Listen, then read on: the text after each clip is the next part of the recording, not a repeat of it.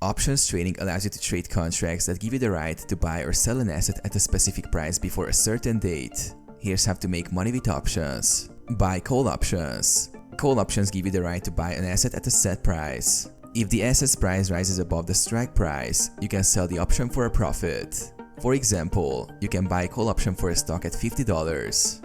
If the stock price rises to $60, you can sell the option for a profit. Buy put options. Put options allow you to sell an asset at a predetermined price. If the asset's price falls, you can sell the option for a profit.